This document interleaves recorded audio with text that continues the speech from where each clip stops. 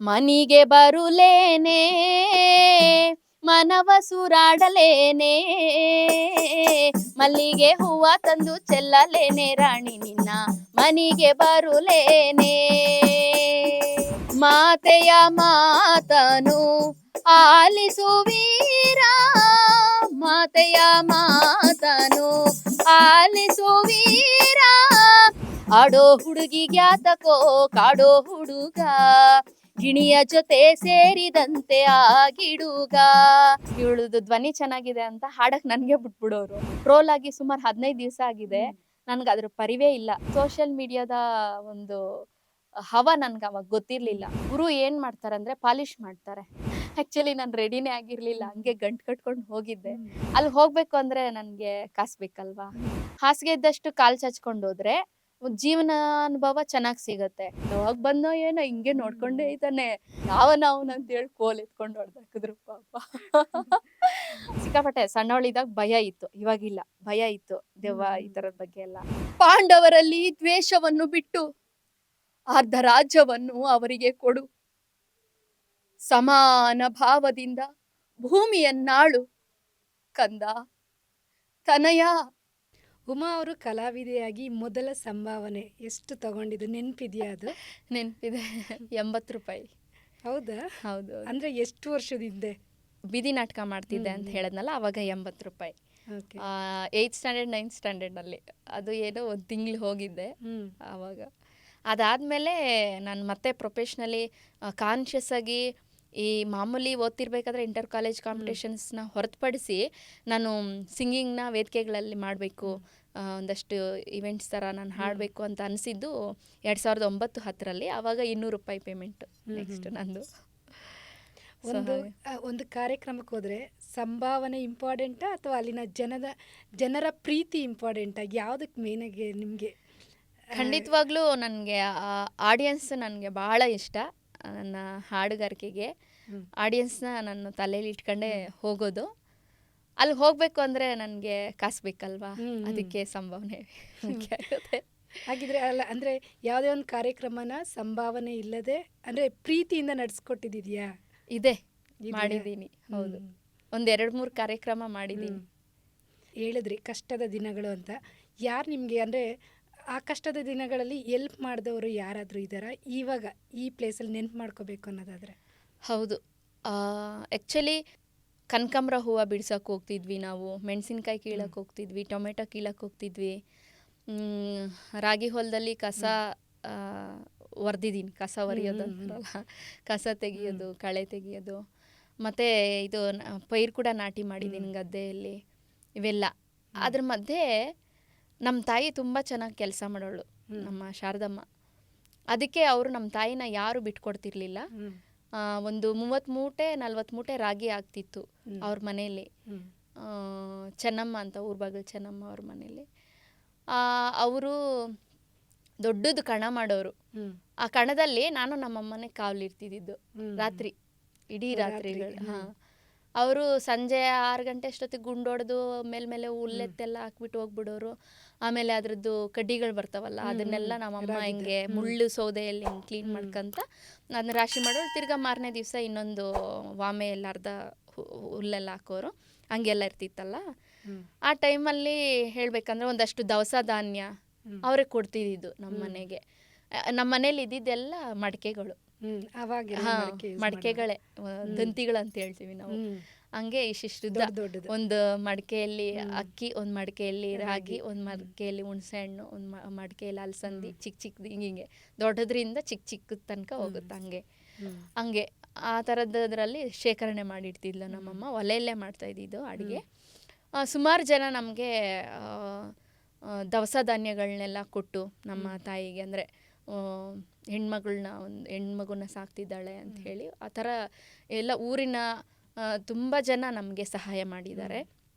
ಒಂದು ಊರಿನ ಜನ ನೆನೆಸ್ಕೊಬೇಕು. ಇನ್ನು ಏನಂತಂದರೆ, ಶಾರದಮ್ಮನ ಮಗಳು ಬರ್ತಿದ್ದಾಳೆ, ಒಂದಷ್ಟು ಕಟ್ ಕಳಿಸ್ರೋ. ಹೊಲಗಳ ಹತ್ರ ಹೋದಾಗ ಅವರೆಕಾಯಿ ಆಗಿರ್ಬೋದು ಅಥವಾ ಏನಾದರೂ ತರಕಾರಿ ಆಗಿರ್ಬೋದು ಕಟ್ ಕಳಿಸಿ ಅಂತೆಲ್ಲ ಕಟ್ ಕಳಿಸೋರು. ಹಾಗೆ ಚೆನ್ನಾಗಿ ಟ್ರೀಟ್ ಮಾಡ್ತಿದ್ರು. ಇನ್ನು ಎಜುಕೇಷನ್ಗೆ ಸಂಬಂಧಪಟ್ಟ ಹಾಗೆ ನಮ್ಮೂರಲ್ಲಿ ವೆಂಕಟೇಶ್ ಅಂತಿದ್ದಾರೆ ಅವರು, ಮತ್ತು ಲಕ್ಷ್ಮೀನಾರಾಯಣ್ ಅಂತ ಇದ್ದಾರೆ ಅವರು, ಮತ್ತು ನಮ್ಮ ಕನ್ನಡ ಮೇಷ್ಟ್ರು ನಾಗರಾಜ್ ಸರು. ಅವರು ಕಲೆ ವಿಚಾರದಲ್ಲಿ ಹೆಚ್ಚು ನನಗೆ ಅಂದರೆ ಒಂದೇನೋ ಒಂದು ಬ್ರೇಕ್ ಅಂತ ಹೇಳ್ತಾರಲ್ಲ, ಅವ್ರು ಮಾಡಿದ ಬ್ರೇಕ್ ಅದು ಇದ್ದಾರೆ. ನಾನು ಡೈರೆಕ್ಟ್ ಮಾಡಿದ ನಾಟಕದಲ್ಲಿ ಅವ್ರನ್ನ ಪಾತ್ರ ಎಲ್ಲ ಮಾಡಿಸಿದ್ದೆ, ಲಾಯರ್ ಪಾತ್ರ ಎಲ್ಲ ಮಾಡಿಸಿದ್ದೆ, ಇದ್ದಾರೆ ಕಾಂಟ್ಯಾಕ್ಟಲ್ಲಿ ಇದ್ದಾರೆ. ಅದಾದಮೇಲೆ ನಾನು ನಮ್ಮ D.Ed ಅಲ್ಲಿ ನಮ್ಮ ಶ್ರೀನಿವಾಸ್ ಸಾಕ್ಯ ಸರ್ನ ನೆನೆಸ್ಕೊಳ್ತೀನಿ. ಆ ಸಂದರ್ಭದಲ್ಲಿ ಹಾಸ್ಟೆಲಲ್ಲಿ ಊಟ ತಿಂದು ಸಾಕಾಗ್ಬಿಟ್ಟು ಜ್ವರ ಎಲ್ಲ ಜಾಸ್ತಿ ಬಂದುಬಿಟ್ಟಾಗ ಅವರು ಒಂದು ಸ್ವಲ್ಪ ಔಷಧಿ ಎಲ್ಲ ತರಿಸ್ಕೊಟ್ಟು ಊಟ ಉಪಚಾರ ಕೊಟ್ಟು ನನಗೆ ಟ್ರೀಟ್ ಮಾಡಿದ್ರು ಚೆನ್ನಾಗಿ. ಸ್ಟೂಡೆಂಟ್ಸ್ ಪಕ್ಕಕ್ಕಿಟ್ಟು ಒಂದು ಮನುಷ್ಯತ್ವದ ಇದರಿಂದ. ಆಮೇಲೆ ಹೆಚ್ಚು ಮಾನಸಿಕವಾಗಿ ಧೈರ್ಯ ತುಂಬಿದಂಥವ್ರು ಇವರೆಲ್ಲ ನನಗೆ. ಅದೇ ರೀತಿ ನಂಗ್ಲಿ ಚಂದ್ರಶೇಖರ್ ಸರ್ ಕೂಡ ತುಂಬ ಪ್ರೋತ್ಸಾಹ ಕೊಡೋರು. ಏನೇ ಕಾರ್ಯಕ್ರಮ ಆಗಲಿ, ಒಂದು ವಿಜ್ಞಾನದ ಕಾರ್ಯಕ್ರಮ ಆಗಿರಲಿ, ಪರಿಸರಕ್ಕೆ ಸಂಬಂಧಪಟ್ಟದ್ದಾಗಲಿ ನನಗೆ ಹಾಡಿಸೋರು ಅವ್ರು ಕರೆದು. ಆ ಥರ ಒಂದು ಪ್ರೀತಿ ಕೊಟ್ಟರು ನನಗೆ ಕಾಲೇಜಲ್ಲಿರೋಂಥ ಎಲ್ಲ ಲೆಕ್ಚರರ್ಸು. ನಮ್ಮೂರಿನಲ್ಲಿ ಕೆಲವರು ಹಿರಿಯರೆಲ್ಲ ತುಂಬ ಸಪೋರ್ಟ್ ಮಾಡಿದ್ರು. ಅಂದರೆ ದವಸ ಧಾನ್ಯ ಆರ್ಥಿಕವಾಗಿ ಅಲ್ಲದೇನೂ ಕೂಡ ಮಾನಸಿಕವಾಗಿ ನಿಮ್ಮ ಮಗಳು ಚೆನ್ನಾಗಿ ಆಡ್ತಾಳೆ, ಪಂಪಿ ಬಿಡೆ ಏಮಿ ಅಮ್ಮಕ್ಕೆ ಅಂತ ಆ ಥರ. ಇವಾಗೆಲ್ಲ ಊರಿಂದ ಜನ ರಿಯಾಕ್ಷನ್ ಹೆಂಗಿರುತ್ತೆ ಅಂದರೆ, ಏನೋ ಒಂದು ಸಾಧನೆ ಮಾಡಿದ್ದೀರಾ, ಒಂದು ಗುರ್ತಿಸ್ಕೊಳ್ತೀರಾ ಟಿ ವಿನಲ್ಲಿ, ಒಂದು ಬಿಗ್ ಸ್ಕ್ರೀನಲ್ಲಿ, ಆ ಥರ ಎಲ್ಲ ಕೇಳಿದಾಗ ಊರಿಗೆ ಹೋದಾಗ ಅವ್ರ ರಿಯಾಕ್ಷನ್ ಹೇಗಿರುತ್ತೆ? ಕನ್ನಡ ಕೋಗಿಲೆ ಮುಗಿಸ್ಕೊಂಡು TV9 ಮತ್ತು ಬೇರೆ ಬೇರೆ ಚಾನಲ್ನವರು ಊರಿಗೆ ಬರ್ತೀನಿ ಅಂತ ಹೇಳಿದ್ರು. ಹೋಗಿದ್ದೆ. ಆ್ಯಕ್ಚುಲಿ ನಾನು ರೆಡಿನೇ ಆಗಿರಲಿಲ್ಲ, ಹಂಗೆ ಗಂಟು ಕಟ್ಕೊಂಡು ಹೋಗಿದ್ದೆ. ನಮ್ಮೂರಿನವರೆಲ್ಲ ಸೇರಿದ್ರು. ಅಷ್ಟು ಅಂದರೆ ಯಾವುದೇ ಪೂರ್ವಗ್ರಹಗಳಿಲ್ಲದೆ ಎಲ್ಲರೂ ಬಂದು ಸೇರಿದ್ರು. ನಮ್ಮ ಮೇಷ್ಟ್ರು ಮತ್ತು ಈಗ present MP sir, Mallesh Babu sir ಅವರು ಎಲ್ಲ ಬಂದಿದ್ರು. ಆವಾಗ ಫೋಟೋಗಳಿದೆ ನನ್ನ ಹತ್ರ.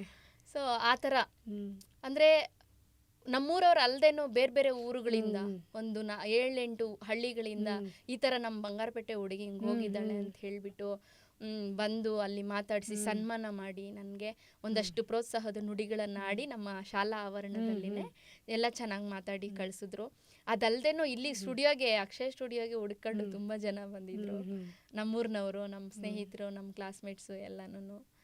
ಅದೊಂಥರ ಸಪೋರ್ಟೇ ಅದು. ಅಂದರೆ ಮಾನಸಿಕವಾದ ಒಂದು ಸ್ಥೈರ್ಯ ತುಂಬುವಂಥ ಕೆಲಸ ಅದು. ಸೊ ಅವ್ರನ್ನೆಲ್ಲ ನಾನು ನೆನೆಸ್ಕೊಳ್ತೀನಿ. ಆಮೇಲೆ ಕನ್ನಡ ಕೋಗಿಲೆಗೆ ಹೋಗಿದ ನಂತರ ನಮ್ಮ ಮಾವ ಒಪ್ಕೊಂಡಿದ್ದು, ಆಯಿತು ಅವಳಿಗೆ ಅದರಲ್ಲಿ ಇದಿದೆ, ಹಿಡಿತಾ ಇದೆ, ಅವಳು ಅದನ್ನು ಮಾಡಲಿ ಅಂತ ಹೇಳಿಬಿಟ್ಟು ಕನ್ನಡ ಕೋಗಿಲೆಗೆ ಹೋದಾಗ ಒಂದು ಎಪಿಸೋಡ್ಗೆ ಕರೆಸಿದ್ದೆ ನಾನು. ಸೊ ಅವಾಗಿಂದ ಅವರು ಒಪ್ಕೊಂಡ್ರು ನನ್ನ. ನೀನಾಸಮ್ಗೆ ಹೋಗಿದ್ದು ಕೂಡ ನಾನು ಸುಳ್ಳು ಹೇಳ್ಬಿಟ್ಟು ಡಿಪ್ಲೊಮಾ ಇನ್ ಆರ್ಟ್ಸ್ ಥಿಯೇಟರ್ ಅಂತ ಇಂಗ್ಲೀಷಲ್ಲಿ ಹೇಳಿದ್ರೆ ಅವರು ಇನ್ನೊಂದು ಡಿಪ್ಲೊಮಾ, ITI ಡಿಪ್ಲೊಮಾ ಅಂದ್ಕೊಳ್ತಾರೆ ಅಂತ ಹೇಳ್ಬಿಟ್ಟು, ಆಮೇಲೆ ಅಲ್ಲಿ ಹೋಗಿ ಆದಮೇಲೆ ನಾನು ನಾಟಕ ಕಲಿಯೋಕ್ಕೆ ಬಂದಿದ್ದೀನಿ ಅಂತ ಹೇಳಿದಾಗ ಇವರು ಗಣೇಶ್ ಮೇಷ್ಟ್ರ ಕೈಯಲ್ಲಿ ಮಾತಾಡಿಸಿದೆ. ಹಿಂಗೆ ಏನು ಆಗಲ್ಲ, ನಿಮ್ಮ ಹುಡುಗಿ ಶಾರ್ಪ್ ಇದ್ದಾಳೆ, ಒಂದು ದಿವಸ ಏರೋಪ್ಲೇನಲ್ಲಿ ಓಡಾಡೋಷ್ಟು ಶಕ್ತಿ ಇದೆ ಅವಳಿಗೆ ಅಂತ ಹೇಳಿಬಿಟ್ಟು ಹಂಗೆಲ್ಲ ಮಾತಾಡಿದ್ರು. ಇಂಪ್ರೆಸ್ ಮಾಡಿದ್ರು ನಮ್ಮ ಮಾವನ್ನ. ಸರಿ ಅಂತ ಹೇಳ್ಬಿಟ್ಟು ಅಲ್ಲಿಂದ ಸ್ವಲ್ಪ ರಿಲ್ಯಾಕ್ಸ್ ಆಗಿದ್ದು ನಾನು.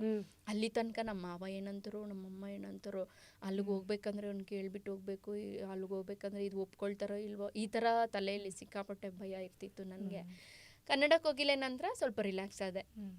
ಸೊ ನನಗೆ ಅವರು ಫ್ರೀಡಮ್ ಕೊಟ್ಟರು. ಓಕೆ, ಅವಳಿಗೆ ಹಿಡಿತಾ ಇದೆ, ಅವಳು ಓಡಾಟ ಮಾಡ್ತಾಳೆ ಅನ್ನೋ ಥರ. ಅವ್ರು ಸರ್ ಏನು ಹೇಳಿದ್ರು ಅದೇ ಥರ ನಂದು ಆಯಿತು, ಏರೋಪ್ಲೇನಲ್ಲಿ ಓಡಾಡೋದು. ಎಲ್ಲಿ ಹೋಗಿದ್ರಿ? ಅಂದರೆ ಬೇರೆ ಕಂಟ್ರಿಗೆ ಹೋಗಿದ್ದೀರಾ ಅಥವಾ?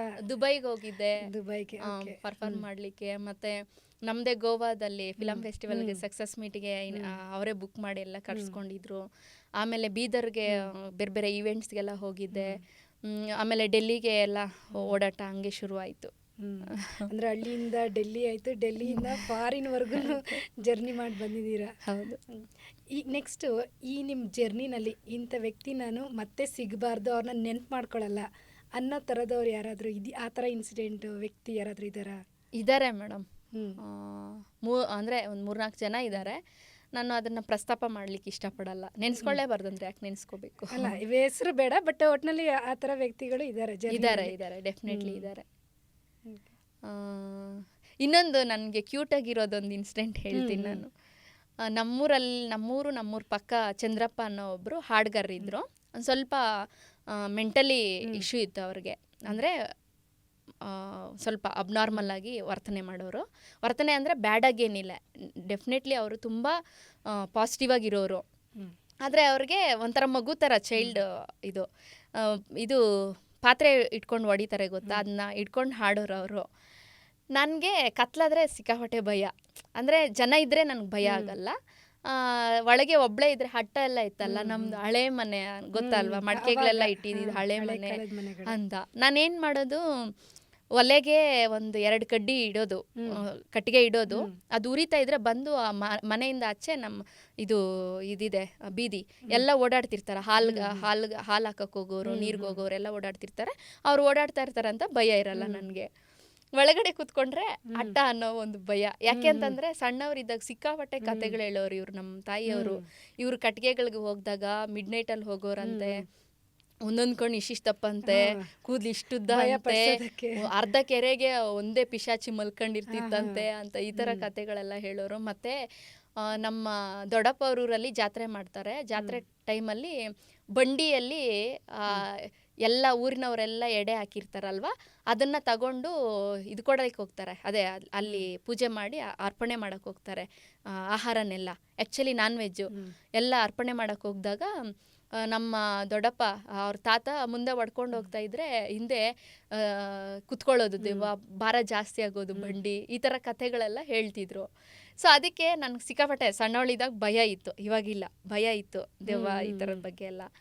ಆವಾಗ 2 ಕಟ್ಟಿಗೆ ಹಿಂಗೆ ಇಡೋದು, ಆಚೆ ಬಂದು ಕುತ್ಕೊಂಡ್ಬಿಡೋದು ನಾನು, ಬರೋರನ್ನ ಹೋಗೋರು ನೋಡಿಕೊಂಡು. ಸರಿ, ಅದು ಎಷ್ಟು ಅನ್ನ ಬೇಯೋ ತನಕ, ಸ್ವಲ್ಪ ನುಚ್ಚು ಬೇಯೋ ತನಕ, ನುಚ್ಚು ಬೆಂದಾದ್ಮೇಲೆ ಹಸಿಟ್ಟು ಹಾಕ್ಬೇಕಲ್ವಾ, ಹಸಿಟ್ಟು ಹಾಕ್ಬಿಟ್ಟು ಚೆನ್ನಾಗಿ ಕಲಿಸ್ಬೇಕು. ಮತ್ತು ಪ್ರೋಸೆಸ್ ಲಾಂಗ್ ಪ್ರೋಸೆಸ್, ಅದು 10-15 ನಿಮಿಷ ಆಗುತ್ತೆ. ಕಲಿಸ್ಬಿಟ್ಟು ಬೇಯಲಿ ಅಂತ ಹಿಂಗೆ ಒಲೆ ಮುಂದೆ ಹಿಂಗೆ ಕುತ್ಕೊಂಡು ಇದ್ದೀನಿ. ಅವ್ರು ಯಾವಾಗ ಬಂದ್ರೋ ಏನೋ, ನಮ್ಮ ಮನೆ ಅಡ್ಡಗೋಡೆ, ನಾನು 10th ತನಕ ನಮ್ಮ ಮನೇಲಿ ಕರೆಂಟ್ ಇರಲಿಲ್ಲ. ಅಡ್ಡಗೋಡೆ ಮೇಲೆ ಒಂದು ಬುಡ್ಡಿ ದೀಪ ಇಟ್ಟಿದ್ವಿ. ಆ ಬುಡ್ಡಿ ದೀಪದ ಪಕ್ಕ ಹಿಂಗೆ ಬಂದು ತಲೆನ ಇಟ್ಕೊಂಡು ಹಿಂಗೆ ಕುಂತಿರ, ಯಾವಾಗ ಬಂದೋ ಏನೋ ಹಿಂಗೆ ನೋಡ್ಕೊಂಡೇ ಇದ್ದಾನೆ. ನಾನು 10 ನಿಮಿಷ ಆಗಿದೆ, ಒಂದು 15 ನಿಮಿಷ ಆಗಿದೆ, ಹಿಂಗೆ ಮಾಡ್ಕೊಂಡು ಬೈಕ್ ಹಿಂಗೆ ಅಟ್ಟದ ಕಡೆ ನೋಡಿದ್ರೆ ಭಯ ಆಗುತ್ತಲ್ಲ ಅಂತೇಳ್ಬಿಟ್ಟು ಹಿಂಗೆ ನೋಡ್ಕೊಂಡು ಅಡುಗೆ ಮಾಡ್ತಾ ಇದ್ದೀನಿ. ಒಂದ್ಸಲ ಹಿಂಗೆ ನೋಡಿದ್ರೆ ಆ ಅಣ್ಣನ ಗುಂಗುರು ಕೂದಲು ತಲೆ ಹಿಂಗೆ, ಈ ಕುರುಕ್ಷೇತ್ರ ಯುದ್ಧದಲ್ಲಿ ಘಟೋತ್ಕಚನ ತಲೆನ ಹಿಂಗೆ ಇಟ್ಟಿರ್ತಾರೆ ಗೊತ್ತಾ, ಆ ಥರ ತಲೆ ಹಿಂಗೆ ನೋಡ್ತೀನಿ, ಭಯ ಆಗೋಯ್ತು. ಒಂದೇ ಚಿರಿದ್ದು ನಮ್ಮ ದೊಡ್ಡ ಮಾವ ನಮ್ಮ ಮನೆ ಪಕ್ಕದಲ್ಲಿ ಇದ್ರು, ಬಂದಿದ್ದೆ ಯಾವನವನು ಅಂತೇಳಿ ಕೋಲ್ ಎತ್ಕೊಂಡು ಹೊಡೆದಾಕಿದ್ರು ಪಾಪ. ಅಂದ್ರೆ ಅವರು ನಮ್ಮ ಇದ್ರಲ್ಲೇ ಮಲ್ಗೋರು, ಹಟ್ಟಿಗಳಲ್ಲೆಲ್ಲ ನಮ್ಮ ಜೊತೆನೆ ಇರೋರು, ಪಕ್ಕದ ಹಳ್ಳಿಯವರು. ಆ ಸಂದರ್ಭಕ್ಕೆ ಭಯ ಹಂಗೆ ಬಂದು ಯಾವಾಗ ಬಂದ್ರೆ ಏನೋ ಸೌಂಡ್ ಮಾಡಿಲ್ಲ, ಏನೂ ಇಲ್ಲ, ಮಾತಾಡ್ಸ್ಲಿಲ್ಲ, ಹಿಂಗೆ ಬಂದು ಹಿಂಗೆ ತಲೆ ನಿಂಗೆ ಕುಟ್ಕೊಂಡಿರು, ಇಷ್ಟೇ ಕಾಣಿಸ್ತಿದೆ ತಲೆ. ಆ ಥರ ಒಂದಷ್ಟು ಘಟನೆಗಳು. ಮತ್ತೆ ನಾವು ಕಟ್ಟಿಗೆಗೆ ಹೋಗ್ದಾಗ ಕಾಡಲ್ಲಿ ನಾನು ಭಯ ಇಡ್ಸಿರೋದು, ಈ ಥರದ್ದೆಲ್ಲ ಒಂದಷ್ಟು. ನಮ್ಮ ಫ್ರೆಂಡ್ಸ್ ಸರ್ಕಲ್ ದೊಡ್ಡದಿದೆ ಅಂತ ಹೇಳದ್ನಲ್ಲ, ಅದೆಲ್ಲ ಭಾಳ ಮಜವಾಗಿತ್ತು ಕೆಲವು ಇನ್ಸಿಡೆಂಟ್ಸು. ಈಗ ಅವಮಾನ ಮಾಡಿದವ್ರ ಮುಂದೆ ಸನ್ಮಾನ ಮಾಡಿಸ್ಕೊಂಡಂತ ಸಂದರ್ಭ ಇದೆಯಾ, ಬಂದಿತ್ತಾ ಆ ಥರ ಏನಾದರೂ? ಇದೆ ಭಾಳ ಇದೆ. ಹೌದಾ? ಅಂದರೆ ಅವಾಗ ಅವ್ರ ರಿಯಾಕ್ಷನ್ ಹೆಂಗಿತ್ತು? ಅಂದರೆ ಅವ್ರು ನಿಮ್ಮನ್ನ ಈಗ ಏನೋ ಒಂದು ಕೆಳಮಟ್ಟದಲ್ಲಿ ನೋಡ್ತಿರ್ತಾರೆ, ಅವ್ರ ಮುಂದೆ ನೀವು ಏನೋ ಬೆಳೀತಾ ಇರೋದನ್ನ ನೋಡಿದ್ರೆ ಅವರು ನಿಮ್ಮ ಜೊತೆ ಕಾಂಟ್ಯಾಕ್ಟಲ್ಲಿ ಇದ್ದಾರಾ ಅಥವಾ ಏನು? ಕಾಂಟ್ಯಾಕ್ಟಲ್ಲಿ ಇರ್ತಾರೆ, ಆದರೆ ಅದನ್ನು ವ್ಯಕ್ತಪಡಿಸಲ್ಲ ಕೆಲವರು. ಆ ಥರ ಅಂದ್ಕೊಂಡಿದ್ದವ್ರ ಮುಂದೆ ನಾನು ಹೆಚ್ಚು, ನಾನು ನೋಡಿ ಹಿಂಗೆ ಅಂತ ನಾನು ತೋರಿಸ್ಕೊಳ್ಳಲ್ಲ. ಸಹಜವಾಗಿರ್ತೀನಿ, ಸಾಧ್ಯ ಆದಷ್ಟು ನಾನು ಮಾತಾಡಿಸ್ಲಿಕ್ಕೆ ಟ್ರೈ ಮಾಡ್ತೀನಿ ಅವ್ರನ್ನ. ಹಾಗಾಗಿ ನನಗೆ ಆ ಥರ ಖಡಾಖಂಡಿತವಾಗಿ ನನ್ನನ್ನು ದ್ವೇಷಿಸೋ ಅಂಥವ್ರು ಇದ್ದಾರೆ ಅಂತ ನಾನು ನಂಬಲ್ಲ. ಯಾಕೆ ಅಂತಂದರೆ ಒಂದು ಹಂತಕ್ಕೆ ಹೋದ್ಮೇಲೆ ನಾವು ಅದನ್ನು ಪಾಸಿಟಿವಾಗಿ ತಗೊಂಡು ಕೈ ಬಿಟ್ಬಿಡ್ಬೇಕಾಗತ್ತೆ. ಅದನ್ನೆಲ್ಲ ತಲೆಯಲ್ಲಿ ಇಟ್ಕೊಂಡಿದ್ರೆ ಮತ್ತು ನಮಗೆ ಬೇರೆದಕ್ಕೆ ಸ್ಪೇಸ್ ಸಿಗಲ್ಲ. ಇವಾಗ ಎಷ್ಟೋ ಜನ ಪ್ರತಿಭಾವಂತ ಪ್ರತಿಭೆಗಳು ಬಡತನ ಅನ್ನೋ ಕಾರಣಕ್ಕೆ ಮೂಲೆ ಗುಂಪಾಗಿದ್ದಾರಾ? ಅಂದರೆ ಅವ್ರಿಗೆ ಪ್ರೋತ್ಸಾಹ ಸಿಗ್ತಿಲ್ವಾ? ಬಡತನನೇ ಅವ್ರ ಪ್ರತಿಭೆನ ತೋರಿಸ್ಕೊಳಕ್ಕಾಗ್ತಾ ಇಲ್ವಾ? ಬಡತನ ಅನ್ನೋದು ಹೌದು, ಮತ್ತು ಪ್ರತಿಭೆಗೆ ಪ್ರೋತ್ಸಾಹ ಬೇಕೇ ಬೇಕು. ನನಗೆ ಸಿಕ್ಕಿದಂಥ ದಾರಿಗಳೇ ಎಲ್ಲರಿಗೂ ಸಿಗಲ್ವಲ್ಲ ಅನ್ನೋದು. ಮತ್ತು ನನಗೂ ಬೇರೆ ಬೇರೆ ದಾರಿಗಳು ಸಿಗಬೇಕು, ಅದು ಬೇರೆ ಪ್ರಶ್ನೆ. ಅಟ್ಲೀಸ್ಟು ಇದಾದರೂ ಈಗ ನನಗೆ ಒಂದು ಸಾಕ್ಷರತಾ ಆಂದೋಲನ ಆದಂತಹ ಬೀದಿ ನಾಟಕಗಳಲ್ಲಿ ಪಾಲ್ಗೊಳ್ಳದೇ ಇದ್ದಿದ್ರೆ ನನ್ನ ಚಿಂತನೆ ಮಾಡೋವಂಥ ಇದು ಎಲ್ಲಿ ಹೋಗ್ತಿತ್ತು? ಸುಮ್ಮನೆ ಇವಾಗ SSLC ಸಾಕು ಅಂತಂದರೆ ಮನೆಯಲ್ಲಿ ಮದುವೆ ಮಾಡಿ, ಅಯ್ಯೋ ತಾಯಿ ತಂದೆ ಇಲ್ಲದ ಮಗು ಅಂತೇಳಿ ಮದುವೆ ಮಾಡಿ ಕಳಿಸ್ಬಿಡೋರೇನೋ. ನಾನಲ್ಲಿ ಸಾಕ್ಷರತಾ ಆಂದೋಲನ ಅಥವಾ ಸುಜಲ ಜಲನಯನ ಯೋಜನೆಗಳಂಥ ಬೀದಿ ನಾಟಕಗಳಲ್ಲಿ ಪಾಲ್ಗೊಂಡಿದ್ರಿಂದ ಜೀತದ ಬಗ್ಗೆ ಅಲ್ಲಿ ಹಾಡು ಬರುತ್ತೆ, ಬಾಲ್ಯ ವಿವಾಹದ ಬಗ್ಗೆ ಹಾಡು ಬರುತ್ತೆ. ಆಡೋ ಹುಡುಗಿಗ್ಯಾತಕೋ ಕಾಡೋ ಹುಡುಗ, ಗಿಣಿಯ ಜೊತೆ ಸೇರಿದಂತೆ ಆ ಗಿಡುಗ. ಆಡೋ ಹುಡುಗಿಗ್ಯಾತಕೋ ಕಾಡೋ ಹುಡುಗ, ಗಿಣಿಯ ಜೊತೆ ಸೇರಿದಂತೆ ಆ ಗಿಡುಗ. ವಯಸ್ಸಿಲ್ಲ ಬಯಸಿಲ್ಲ ಮದುವೆಯ ಮಾಡುತ್ತಾರೆ, ಅರಿವಿಲ್ಲ ಗುರಿಯಿಲ್ಲ ಅವಳೇನು ಆಗುತ್ತಾಳೆ. ಎಳೆ ವಯಸ್ಸು ಎಳೆ ಮನಸ್ಸು, ಎಳೆ ವಯಸ್ಸು ಎಳೆ ಮನಸ್ಸು ಗಂಡನ ಕೂಡುತ್ತಾಳೆ. ಆಡೋ ಹುಡುಗಿಗ್ಯಾತಕೋ ಕಾಡೋ ಹುಡುಗ, ಗಿಣಿಯ ಜೊತೆ ಸೇರಿದಂತೆ ಆ ಗಿಡುಗ. ಈ ಥರ ಸಾಹಿತ್ಯ ದಿನ ನನ್ನ ಆ್ಯಕ್ಚುಲಿ ನನ್ನ ತಂಡದಲ್ಲಿ ನಾನು ಎಲ್ಲರಿಗಿಂತ ಸಣ್ಣವಳು, ಇವಳದು ಧ್ವನಿ ಚೆನ್ನಾಗಿದೆ ಅಂತ ಹಾಡಕ್ಕೆ ನನಗೆ ಬಿಟ್ಬಿಡೋರು. ಈಗ ನಾನು ಹಾಡ್ತಾ ಹಾಡ್ತಾ ಆ ಸಾಹಿತ್ಯದ ಅರ್ಥ ಒಂದಲ್ಲ ಒಂದು ದಿವಸ ನನಗೆ ಚೆನ್ನಾಗೇ ಅರ್ಥ ಆಗುತ್ತೆ. ಸೊ ಆ ಸಂದರ್ಭದಲ್ಲಿ ನಂದೇನಾಗುತ್ತೆ, ಅದು ಮನೋವಿಕಾಸ ಆಗುತ್ತೆ ಅಲ್ವಾ ಮ್ಯಾಮ್. ಹಾಗಾಗಿ ಎಲ್ಲರಿಗೂ ಆ ಥರದ್ದೊಂದು ನಾಗರಾಜ್ ಮೇಷ್ಟ್ರು ಅಂತ ಮೇಷ್ಟ್ರು, ಆ ಥರದ್ದೊಂದು ಟೀಮು, ನಮ್ಮ ಸುಬ್ರಹ್ಮಣ್ಯ ಅಣ್ಣ, ರಾಮಮೂರ್ತಿ ಸರ್ ಅಂತ, ಅಪ್ಪೇನಹಳ್ಳಿ ರಾಮಮೂರ್ತಿ ಸರ್ ಅಂತವರು, ಹೀಗೆ ರಾಮಯ್ಯ ಸರ್ ಅಂತವರು, ಮುಂದೆ ಇನ್ನೂ ಸಾಲು ಬರ್ತದೆ ಗುರುಗಳ ಸಾಲು, ಪದ್ಮಾಲಯ ನಾಗರಾಜ್ ಸರ್ ಅಂತವರು ಸಿಗಬೇಕು ಅಂತಂದರೆ ನಾವು ಆ ಧ್ಯಾನದಲ್ಲಿ ಇರಬೇಕು, ಆ ದಾರಿಯಲ್ಲಿ ನಾವು ಇದ್ದರೆ ಸಿಕ್ಕೇ ಸಿಗ್ತಾರೆ ಅಂತ ನನ್ನ ಅಂತಃಕರಣ ಹೇಳುತ್ತೆ. ಸೋಷಿಯಲ್ ಮೀಡಿಯಾ ಪ್ಲಾಟ್ಫಾರ್ಮು ನಿಮಗೆ ಎಷ್ಟು ಕೈ ಹಿಡೀತು ಅಂತ? ನಂದು ಈ ಹಾಡು ಟ್ರೋಲ್ ಆಗಿ ಸುಮಾರು 15 ದಿವಸ ಆಗಿದೆ. ನನಗೆ ಅದರ ಪರಿವೇ ಇಲ್ಲ, ಈ ಉತ್ನಳ್ಳಿ ಮಾರಿ ಹಾಡು. ಯಾಕೆ ನನಗೆ ಗೊತ್ತಿಲ್ಲದೆ ಇರೋರಲ್ಲ, ಅಥವಾ ನನಗೆ ಪರಿಚಯ ಇಲ್ದವರು, ಅಥವಾ ಪರಿಚಯ ಇದ್ರೂ ಅಷ್ಟೇನು ನನ್ನನ್ನು ಹಚ್ಕೊಳ್ದೆ ಇರೋರೆಲ್ಲ ಕಾಲ್ ಮಾಡ್ತಿದ್ದಾರಲ್ಲ ಅಂತ ಒಂದು ಡೌಟ್ ಬಂದ್ಬಿಡ್ತು ನನಗೆ. ಆಮೇಲೆ ನನಗೆ ಅರ್ಥನೇ ಆಗಿಲ್ಲ ಈ ಕಾರಣಕ್ಕೆ ಅಂತ. ಹಾಗೆ ಸೋಷಿಯಲ್ ಮೀಡಿಯಾದ ಒಂದು ಹವ ನನಗೆ ಅವಾಗ ಗೊತ್ತಿರಲಿಲ್ಲ. ನಾನು ಕನ್ನಡಕ್ಕೆ ಹೋಗಿಲೆಲ್ಲಿ ಇರಬೇಕಾದ್ರೆ. ಆಮೇಲೆ ಬೇಸಿಕ್ ಸೆಟ್ಸ್ ಎಲ್ಲ ಇತ್ತು ನಮ್ಮ ಹತ್ರ, ಅದನ್ನು ಆಪ್ರೇಟ್ ಮಾಡೋದಾಗಿರ್ಬೋದು, ಆ್ಯಪ್ಸ್ ಡೌನ್ಲೋಡ್ ಮಾಡ್ಕೊಳ್ಳೋದಾಗಿರ್ಬೋದು, ಆವಾಗ ಅಷ್ಟು ನಾಲೆಡ್ಜ್ ಇರಲಿಲ್ಲ. ಸೊ ಇವಾಗ ನನ್ನ ಯೂಟ್ಯೂಬ್ ಚಾನಲ್ ಇದೆ, ಅದರ ಮಹತ್ವ ಗೊತ್ತಾಗಿದೆ ಏನು ಅಂತ. ಖಂಡಿತವಾಗ್ಲೂ ನಾನು ಅದನ್ನು ಧನಾತ್ಮಕವಾಗಿ ಯೂಸ್ ಮಾಡ್ತಾ ಇದ್ದೀನಿ. ಫೇಸ್ಬುಕ್ಕು ಇನ್ಸ್ಟಾ ಅಷ್ಟು ಬಳಸಲ್ಲ, ಅಷ್ಟು ಟೈಮ್ ಕೊಡಲ್ಲ. ಯೂಟ್ಯೂಬ್ ಚೆನ್ನಾಗಿ ರನ್ ಆಗ್ತಾ ಇದೆ. ದಯವಿಟ್ಟು ಎಲ್ಲರೂ ಕೂಡ ನನ್ನ ಯೂಟ್ಯೂಬ್ ಚಾನಲ್ನ ಸಬ್ಸ್ಕ್ರೈಬ್ ಮಾಡಿ ಪ್ರೋತ್ಸಾಹ ಕೊಡಿ ಅಂತ ಕೇಳ್ಕೊಳ್ತೀನಿ. ಯಾವ ನೇಮ್ ID-ನಲ್ಲಿದೆ ಅದನ್ನು ಹೇಳ್ಬಿಡಿ. ಉಮಾ ವೈಜಿ ಕನ್ನಡ ಕೋಗಿಲೆ ಅಂತ ಸರ್ಚ್ ಮಾಡಿದ್ರೆ ಸಿಗುತ್ತೆ. ಅದರ ಕಮೆಂಟ್ಸ್ಗಳು ನಿಮಗೆ ನೆಗೆಟಿವ್ ಆಗಿರುತ್ತೆ, ಪಾಸಿಟಿವ್ ಆಗಿರುತ್ತೆ ನಿಮಗೆ ಸೋಷಿಯಲ್ ಮೀಡಿಯಾದಲ್ಲಿ? ಈಗ ನೆಗೆಟಿವ್ ಆಗಿ ಬಂದರೆ ಅದನ್ನ ಹೇಗೆ ತಗೋತೀರಾ? ಪಾಸಿಟಿವ್ ಆಗಿ ಜಾಸ್ತಿನಾ, ನೆಗೆಟಿವ್ ಆಗಿ ಜಾಸ್ತಿನಾ? ಬಹುಪಾಲು ನನಗೆ ನೆಗೆಟಿವ್ ಕಮೆಂಟ್ಸ್ ಬಂದಿಲ್ಲ. ಆ್ಯಕ್ಚುಲಿ 90% ನನಗೆ ಬಂದಿಲ್ಲ. ಎಲ್ಲರೂ ಕೂಡ ಧನಾತ್ಮಕವಾಗಿಯೇ ಹಾಕಿದ್ದಾರೆ, ಅಂದರೆ ಪಾಸಿಟಿವ್ ಆಗಿ ಹಾಕಿದ್ದಾರೆ. ತುಂಬ ಚೆನ್ನಾಗಿ, ಅಂದರೆ ನಾನು ಹಾಕಿರೋಂಥ ಜನಪದ ಹಾಡುಗಳಿಗೆ ಎಲ್ಲದಕ್ಕೂ ಕೂಡ ಒಳ್ಳೆಯ ಅಭಿಪ್ರಾಯನ ಹಂಚ್ಕೊಂಡಿದ್ದಾರೆ. ತುಂಬ ಚೆನ್ನಾಗಿ ಕಮೆಂಟ್ಸ್ ಬಂದಿದ್ದಾವೆ. ಇತ್ತೀಚೆಗೆ ಕೆಲವರು ಅಂದರೆ ಮ್ಯೂಸಿಕ್ ಕಲ್ತಿದ್ರು, ಅವ್ರಿಗೆ ಏನೇ ಒಂದು ಅವರಲ್ಲಿ ಒಂದು ಕಲೆ ಇರೋದನ್ನು ತೋರಿಸ್ಕೊಳ್ಳೋಕ್ಕೆ ಆಗಲ್ಲ, ಬಟ್ ಅವರೇ ಒಂದು ಪ್ಲಾಟ್ಫಾರಮಲ್ಲಿ ಅದನ್ನು ಓಪನ್ ಅಪ್ ಆಗಿ ಎಲ್ಲ ಚೆನ್ನಾಗಿ ಅವ್ರಿಗೆ ಹೆಂಗೆ ಬೇಕೋ ರನ್ ಮಾಡ್ಕೋತಾರೆ.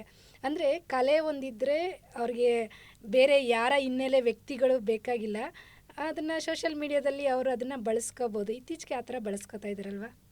ಇಲ್ಲ ಮ್ಯಾಮ್, ನಾನು ಅದನ್ನು ಒಪ್ಪಲ್ಲ. ಈಗ ಒಬ್ಬ ಗುರು ಇಲ್ಲ ಅಂತಂದರೆ ಅದು ಸಾಧ್ಯ ಆಗಲ್ಲ ನನ್ನ ಪ್ರಕಾರ. ಗುರು ಏನು ಮಾಡ್ತಾರೆ ಅಂದರೆ ಪಾಲಿಷ್ ಮಾಡ್ತಾರೆ. ನಮ್ಮಲ್ಲಿರೋ ಇವಾಗ ನಾವು ಒಂದು ಆಕಾರ ಕಾಣಿಸ್ತೀವಿ, ಆಕಾರ ಸ್ಪಷ್ಟವಾಗಿ ಕಾಣಿಸ್ಬೇಕಲ್ಲ, ಅದನ್ನು ಮಾಡೋವಂಥದ್ದು ಗುರುಗಳ ಕೆಲಸ. ಅವ್ರು ಮಾಡೇ ಮಾಡ್ತಾರೆ. ಈಗ ನಾನು ಜನಪದ ಡಿಪ್ಲೊಮಾ ಮಾಡ್ತಿದ್ದೆ ರಾಮನಗರದಲ್ಲಿ. ಆವಾಗ ತುಂಬ ಜನ ಗುರುಗಳು ಇದರಲ್ಲಿ. ಹಿಷಿ ರಾಮಚಂದ್ರೇಗೌಡ ಸರು, ರವಿ ಸರು, ಪ್ರದೀಪ್ ಸರು, ವಿಜಯಲಕ್ಷ್ಮಿ ಮೇಡಮು, ಇವರೆಲ್ಲರೂ. ಹಿಚಿ ಬೋರ್ಲಿಂಗಯ್ಯ ಸರ್ ಅವರು ಈಗ ಪ್ರಸ್ತುತ ಅಧ್ಯಕ್ಷರು ರಾಮನಗರದ ಜಾನಪದ ಲೋಕಕ್ಕೆ. ಅವರು ಒಂದು ಸಲ ಈಗ ಹೆಂಗೆ ಅಂತಂದರೆ, ಇಂಥವ್ರು ಹಾಡ್ತಾರೆ, ಇಂಥವ್ರ ಹತ್ರ ಆ ಸಾಮರ್ಥ್ಯ ಇದೆ ಅಂತ ತಿಳ್ಕೊಂಡಾಗ ಅವ್ರಿಗಿರೋಕ್ಕಾಗಲ್ಲ, ಅದು ಅವ್ರು ಹೇಳ್ಕೊಡ್ಬೇಕು ಅಂತ ಅನಿಸುತ್ತೆ. ಹಾಗೆ ಆ ಥರದ ಗುರುಗಳು ಸಿಕ್ಕೇ ಸಿಗ್ತಾರೆ ನಮಗೆ. ನಾವೊಂದು ಆ ದಾರಿಯಲ್ಲಿದ್ದರೆ ಅವರು ಈ ಹಾಡು ಗೊತ್ತೇನಮ್ಮ, ಆ ಹಾಡು ಗೊತ್ತೇನಮ್ಮ ಅಂತ ಕೇಳಿದ್ರು. ಗೊತ್ತಿಲ್ಲದೆ ಇರೋದನ್ನು ಹೇಳ್ಕೊಟ್ರು ಅವರು. ಅವರೊಂದು ಹಾಡು ಹೇಳ್ಕೊಟ್ರು ನನಗೆ. ನೋಡಿ, ಇವಾಗ ಜನಪದ ಅಂದಿದ ತಕ್ಷಣ ಸರಸ ವಿರಸ ಗೀತೆಗಳೆಲ್ಲವೂ ಕೂಡ ಇರ್ತವೆ. ಮಿಕ್ಸ್ ಅದರಲ್ಲಿ ಅಶ್ಲೀಲವಾಗಿ ನಾವು ಡೈರೆಕ್ಟ್ ಟು ಡೈರೆಕ್ಟ್ ಹೆಂಗಂದ್ರೆ ಹಂಗೆ ಹಾಡಕ್ ಬರಲ್ಲ. ನೋಡಿ, ಅವರೇ ಹೇಳ್ಕೊಟ್ಟಿದ್ದು ಹಾಡಿದ್ದು ಹೆಂಗಿದೆ ಅಂತ. ಮನಿಗೆ ಬರುಲೇನೆ ಮನವ ಸುರಾಡಲೇನೆ, ಮಲ್ಲಿಗೆ ಹೂವ ತಂದು ಚೆಲ್ಲಲೇನೆ ರಾಣಿ ನಿನ್ನ ಮನಿಗೆ ಬರುಲೇನೆ. ಮನಿಗೆ ಬರುಲೇನೆ ಮನವ ಸುರಾಡಲೇನೆ, ಮಲ್ಲಿಗೆ ಹೂವ ತಂದು ಚೆಲ್ಲಲೇನೆ ರಾಣಿ ನಿನ್ನ ಮನಿಗೆ ಬರುಲೇನೆ. ಮನೆಯ ಹಿಂದಲ ಮಾವು ಹೂವೆಲ್ಲ ಘಮ್ಮೆಂದೋ,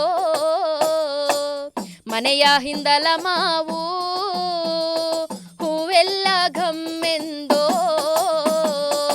ಮಾವಿನ ಹೋಳೋ ಅವಳ ಕಣ್ಣು ಹೂವಿನ ಮನಿಗೆ ಬರುಲೇನೆ, ನಿನ್ನ ಮನಿಗೆ ಬರುಲೇನೆ, ನಿನ್ನ ಮನಿಗೆ ಬರುಲೇನೆ. ತುಂಬ ಚೆನ್ನಾಗಿತ್ತು. ಹೌದು, ಅಂದರೆ ಹಾಗೆ ಸಿಗ್ತಾರೆ ಮ್ಯಾಮ್. ಗುರುಗಳಿಲ್ಲದೆ ನಾವು ಖಂಡಿತವಾಗ್ಲೂ ಶೈನ್ ಆಗೋಕ್ಕಾಗಲ್ಲ. ಒಂದು ಆಕಾರ ಇರುತ್ತೆ, ಆಕಾರ ಪಡ್ಕೊಂಡು ಬಂದಿರ್ತಾರೆ, ಅದನ್ನು ಪಾಲಿಶ್ಡಾಗಿ ಅಂದರೆ ಈಗ ಆ ಹುಬ್ಬನ್ನು ಎಕ್ಸಾಕ್ಟ್ಲಿ ಕಾಮನ್ ಬಿಲ್ಲಿಗೆ ಹೋಲಿಸೋ ಥರ ಆಡಿಯನ್ಸು ಜಡ್ಜ್ ಮಾಡ್ತಾರೆ ಅಂತಂದರೆ ಆ ಕಾಮನ್ ಬಿಲ್ಲ ಹಂಗೆ ಬರಲಿಕ್ಕೆ ಒಬ್ಬ ಗುರು ಬೇಕು. ಹಂಗೆ ಈಗ ನಿಮ್ಮಂಥ ಯುವ ಪ್ರತಿಭೆಗಳಿಗೆ, ಕಲಾವಿದರಿಗೆ ಏನು ಅಂದರೆ ನೀವು ಏನು ಹೇಳಕ್ಕೆ ಇಷ್ಟಪಡ್ತೀರಾ, ಒಂದು ಸಂದೇಶ ಅಂತ ಕೊಡೋದಾದರೆ? ಈಗ ಸಿಕ್ಕಾಪಟ್ಟೆ ಅಂದರೆ ಕಮ್ಯುನಿಕೇಷನ್ ಗ್ಯಾಪ್ ಆಗಿಬಿಡ್ತಾ ಇದ್ದಾವೆ ಜಾಸ್ತಿ. ಫ್ಯಾಮ್ಲಿಗಳ ಜೊತೆ ನಾವು ಮೊಬೈಲಲ್ಲೇ ಹೆಚ್ಚು ಕಳೆದೋಗ್ತಾ ಇದ್ದೀವಿ. ಫ್ಯಾಮಿಲಿಗಳ ಜೊತೆ ಕಮ್ಯುನಿಕೇಷನ್ ಗ್ಯಾಪ್ ಆಗಿದಾಗ ಏನಾಗುತ್ತೆ, ಎಮೋಷ್ನಲ್ ಬಾಂಡಿಂಗ್ ಇರಲ್ಲ. ಎಮೋಷ್ನಲ್ ಬಾಂಡಿಂಗ್ ಜಾಸ್ತಿ ಇರಬೇಕು ಅಂತ ಅಲ್ಲ ನಾನು ಹೇಳೋದು, ಆದರೆ ಈ ಸಂಬಂಧಗಳ ಬೆಲೆ ಗೊತ್ತಾಗ್ತಾ ಇಲ್ಲ ಅಂತ ಅನಿಸುತ್ತೆ ನನಗೆ. ಏನಾದರೂ ಏನೋ ಮಾಡ್ತಿದ್ದೀರಿ ಅಂತಂದರೆ ಅದನ್ನು ತಿಳ್ಕೊಂಡು ಸ್ವಲ್ಪ ಅದ್ರ ಬಗ್ಗೆ ಗಮನ ಹರಿಸಿ ಸ್ವಲ್ಪ ಕ್ಷೇತ್ರ ಕಾರ್ಯ ಆ ಥರ ಮಾಡಬೇಕು ಅನ್ನೋದು ನನ್ನ ಅನಿಸಿಕೆ. ನನಗೆ ಇದರಲ್ಲಿ ನೋಡಿದೆ, ಸೋಷಿಯಲ್ ಮೀಡಿಯಾದಲ್ಲಿ ನೋಡಿದೆ ಅದೇ ಫೈನಲ್ಲು, ನಾನು ಇನ್ನೆಲ್ಲೋ ನೋಡಿದೆ ಅದೇ ಫೈನಲ್ಲು ಅಂತ ನಾವು ತಗೊಂಡು ಹೋಗಿ ಅದನ್ನು ಪ್ರಾಜೆಕ್ಟ್ ಮಾಡಬಾರ್ದು ಅಂತ. ಪರಾಮರ್ಶಿಸಿ ನೋಡೋ ಅಂಥ ಗುಣ ಜಾಸ್ತಿ ಆಗಬೇಕು. ಆಮೇಲೆ ನಾನು ಎಲ್ಲರಿಗೂ ಹೇಳೋದೇನಂತಂದರೆ, ಈ ಒಂದು ದುರಿತ ಕಾಲದಲ್ಲಿ ಕಾಲ ಅಂದರೆ ಅಷ್ಟು ಚೆನ್ನಾಗಿಲ್ಲ ಅನ್ನೋದಕ್ಕಿಂತ ನಾವು ಬೇರೆ ಬೇರೆ ರೀತಿಯಲ್ಲಿ ಅನಲೈಸ್ ಮಾಡೋಕ್ಕೆ ಹೋಗೋದಕ್ಕಿಂತ ಹಾಸಿಗೆ ಇದ್ದಷ್ಟು ಕಾಲು ಚಾಚಬೇಕು, ಸ್ವಲ್ಪ ತೋರಿಸ್ಕೋಬೇಕು, ವೈಭವೀಕರಣ ಮಾಡ್ಕೋಬೇಕು ಅನ್ನೋ ಮನಸ್ಥಿತಿ ಜಾಸ್ತಿ ಇವಾಗಿನ ಅಂದರೆ ಯೂತ್ಸ್ಗೆ. ಅಲ್ಲಿ ಫ್ಯಾಮ್ಲಿದು ಹೆಂಗಿರುತ್ತೆ ಸಿಚುವೇಶನ್ ಅಥವಾ ಇನ್ನೊಂದು ಹೆಂಗಿರುತ್ತೆ ನೋಡಲ್ಲ, ಮಾಡಲ್ಲ, ಅಥವಾ ನನ್ನ ಆರ್ಥಿಕ ಪರಿಸ್ಥಿತಿ ಏನೋ ಅಥವಾ ನನ್ನ ಮಾನಸಿಕ ಪರಿಸ್ಥಿತಿ ಏನು ನೋಡಲ್ಲ. ಒಟ್ಟಿನಲ್ಲಿ ಎಲ್ಲೋ ಒಂದು ಕಡೆ ದುಡ್ಡು ಬರಬೇಕು, ಎಲ್ಲೋ ಒಂದು ಕಡೆ ಮಜಾ ಮಾಡಬೇಕು ಅನ್ನೋ ಮನಸ್ಥಿತಿನ ಬಿಟ್ಟು ಹಾಸಿಗೆ ಇದ್ದಷ್ಟು ಕಾಲು ಚಾಚ್ಕೊಂಡು ಹೋದರೆ ಜೀವನ ಅನುಭವ ಚೆನ್ನಾಗಿ ಸಿಗುತ್ತೆ. ಇಲ್ಲ ಅದಕ್ಕಿಂತ ಮೀರಿ ವೈಭವೀಕರಣ ಮಾಡ್ಕೊಳ್ಳೋಕೆ ಹೋದರೆ ಅದರ ಫಲ ಸ್ವಲ್ಪ ಕಹಿಯಾಗಿರ್ಬೋದು ಅಂತ ನಾನು ಹೇಳಕ್ಕೆ ಇಷ್ಟಪಡ್ತೀನಿ.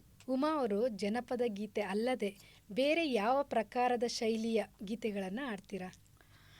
ತತ್ವಪದಗಳು ಹಾಡ್ತೀನಿ, ಅದು ನನ್ನ ಪರಿಸರದಿಂದನೇ ಬಂದಂಥದ್ದು. ಇನ್ನು ಅರಿವಿನ ಪರಿಸರ ಗೀತೆಗಳನ್ನು ಹಾಡ್ತೀನಿ, ಅದು ನನ್ನ ಶಾಲಾ ಕಾಲೇಜು ಮತ್ತು ಸಮಾಜ ಕೊಟ್ಟಂಥ ಇದು ಕೊಡುಗೆ. ರಂಗಗೀತೆಗಳನ್ನ ಹಾಡ್ತೀನಿ, ನನಗೆ ರಂಗಭೂಮಿ ಕೊಟ್ಟಂಥ ಒಂದು ಶಕ್ತಿ. ಹಾಗೆಯೇ ಮಾಮೂಲಿ ಎಲ್ಲ ಜನಪದದಲ್ಲಿ ಬರುವಂಥ ಕಲಾ ಪ್ರಕಾರಗಳು, ಗೀಗಿ ಪದ, ಲಾವಣಿಗಳು ಇವೆಲ್ಲ ಹಾಡ್ತೀನಿ. ಮೊದಲನೇದಾಗಿ ತತ್ವಪದ ಹಾಡ್ತೀನಿ. ಇದು ನಮ್ಮ ಪದ್ಮಲಯ ನಾಗರಾಜ್ ಸರ್ ಅವರು ಹೇಳ್ಕೊಟ್ಟಂಥ ಹಾಡು ತತ್ವಪದ. ಲಿಂಗ ಪೂಜೆ ಆಗುತ್ತಾದಣ್ಣ ಯಾವಾಗ ನೋಡಲು, ಲಿಂಗ ಪೂಜೆ ಆಗುತ್ತಾದಣ್ಣ,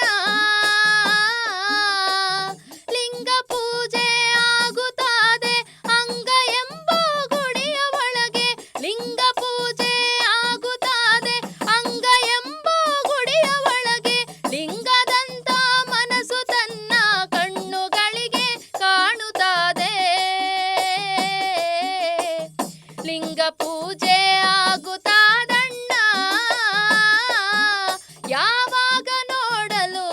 ಲಿಂಗ ಪೂಜೆ ಆಗುತ್ತಾದಣ್ಣ,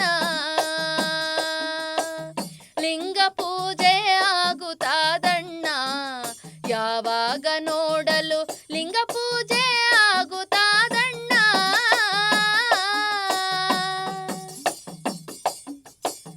ನಾಲ್ಕು ದಾರಿ ಎಂಟು ನೋಡಣ್ಣ, ಆ ಲಿಂಗ ಪೂಜೆಗೆ ಮೇಲೆ ಏರಿ ನಿಲ್ಲಬೇಕಣ್ಣ. ಕಾಕ ಬುದ್ಧಿ ಕಳೆಯಬೇಕು, ಮದಗಳೆಲ್ಲ ಅಳಿಯಬೇಕು, ಕಾಕ ಬುದ್ಧಿ ಕಳೆಯಬೇಕು, ಮದಗಳೆಲ್ಲ ಅಳಿಯಬೇಕು.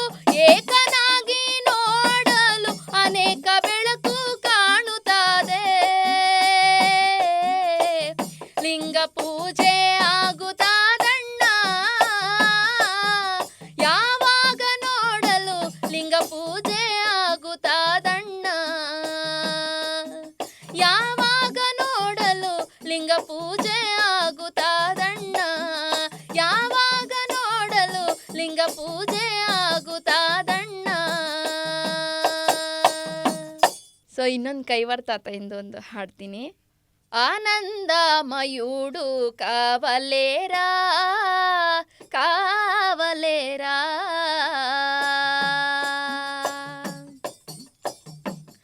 ಆನಂದಮಯುಡು ಕಾವಲೇರ ಕಾವಲೇರ, ನೀವು ನೀಲೋನ ಗುರಿ ಚೂಚಿ ಗುರುತೆರುಗಾವಲೇರ, ಆನಂದಮಯುಡು ಕಾವಲೇರ ಕಾವಲೇರ.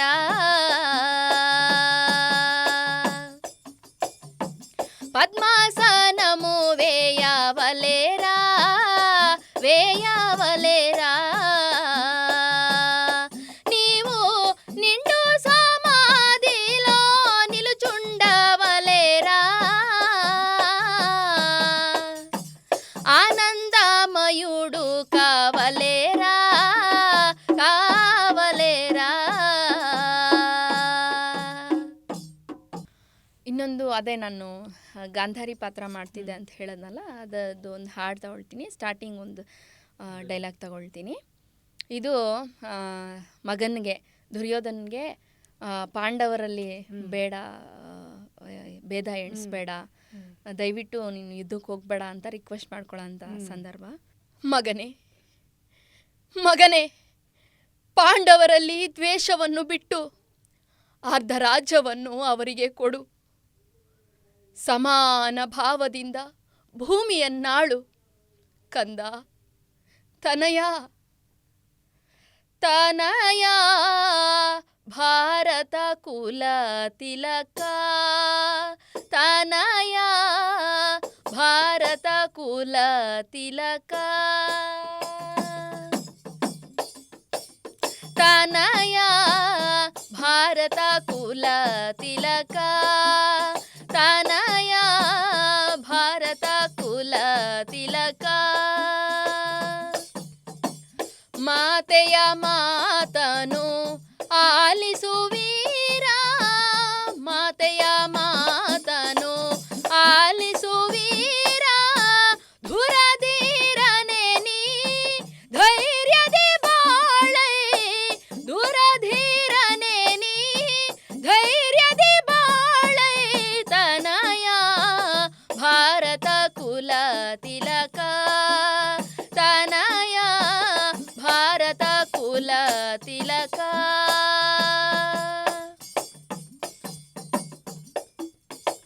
ಪಾಂಡವರಲ್ಲಿ ವೈರವು ತರವೇ, ಪಾಂಡವರಲ್ಲಿ ವೈರವು ತರವೇ, ರಾಜವನಿತ್ತು ಸ್ನೇಹದಿ ಬಾಳೈ, ರಾಜವನಿತ್ತು ಸ್ನೇಹದಿ ಬಾಳೈ, ತನಯ ಭಾರತ ಕುಲ ತಿಲಕ, ತನಯ ಭಾರತ ಕುಲ ತಿಲಕ.